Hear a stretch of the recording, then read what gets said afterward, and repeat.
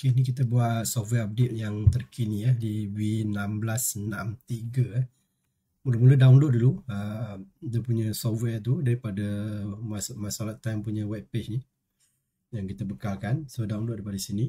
So nanti kita dah download, kita kena extract file lah. Okay, dah habis download, kita masuk ke dalam folder. Okay, dan kita kena extract file lah. Jangan run daripada dalam zip, kena extract all. Okay, so kita extract. So, kalau boleh close semua pun tak apa. Okay, sebelum tu kita semak dulu yang sebelum ni running version berapa, sebab nanti bila kita nak transfer tu kita kena tahu version yang sekarang lah. So kalau sini saya tengok version sekarang, kalau kita run pun boleh nampak, ataupun kalau kita klik dekat sini pun kita boleh nampak dia punya version lah.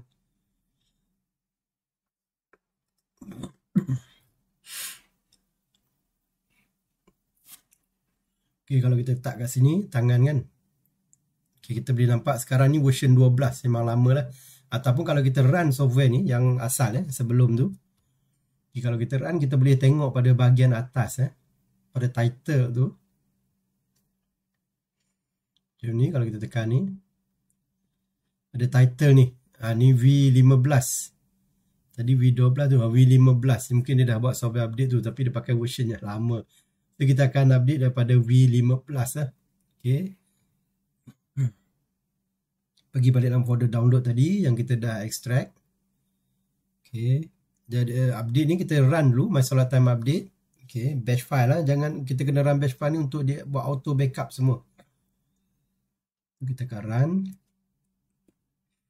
Okay, dia akan backup software yang lama ni, yang sebelum ni, kata V15 tu dia akan backup dulu.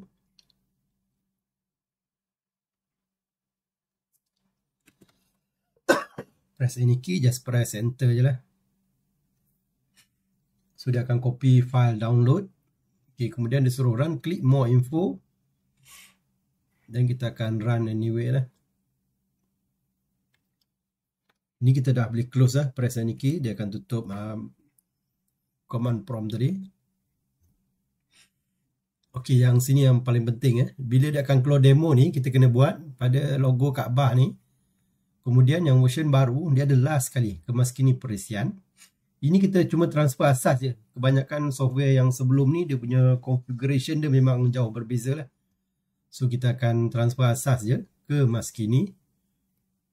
Tekan yes. Seterusnya, so tadi database kita tengok ada version 15, so kita akan buat version 14 lah. So ya, 15 dengan 14 sama, so just kita ke maskini.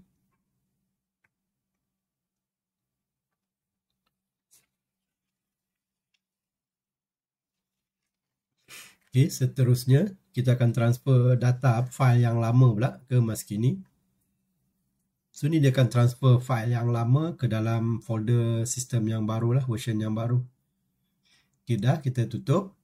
Nanti dia hilang lah, demo version ni dah akan hilang. Okay, kemudian kita semak semula je lah. Kita klik sini. Okay, nama surau, set timer, kita check balik. Okay, sama antara muka, screen lah. Ini selalunya kalau sistem yang terlampau lama, saya akan refresh balik lah screen dia. So kita dia punya senarai paparan pilihan ni saya akan refresh balik. Tentunya tugasan, macam mana log, hadis, message, playlist, simpan. Ini pun dia punya, ni pun saya akan refresh balik lah. Dia punya slide interval ni 4 tu terlampau cepat sangat. Okay, dan kita check dia punya slide. Okay, slide ni dah okey. 1, 2, 3, 4, 5, 6. So, selamat datang ni sepatutnya dia paling depan lah. So, kita akan rename dia. Dia akan jadi, kita buat dia 00/01 masjid surau tadi ataupun depan lah. So, dia akan jadi paling depan lah surau tu. The by file name. So, yang mana nak depan, kita akan kedepankan. So, dua ni dia duplicate. So, kita just remove je. Okay, semak balik dalam screen penuh. So, screen penuh ni okay. Ni pun sebab kita dah ada dah. So kita akan buang je lah yang ni.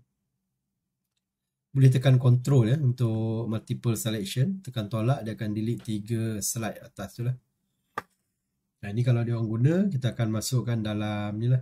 Dalam antara muka. Nanti user akan masukkan kemudian nanti.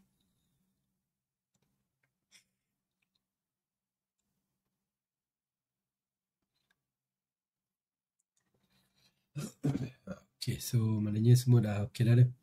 So kalau dekat sini, tadi user nak tengok yang team ni. Yang barunya set timer ni kita boleh tukar team dia lah. Ni team lama.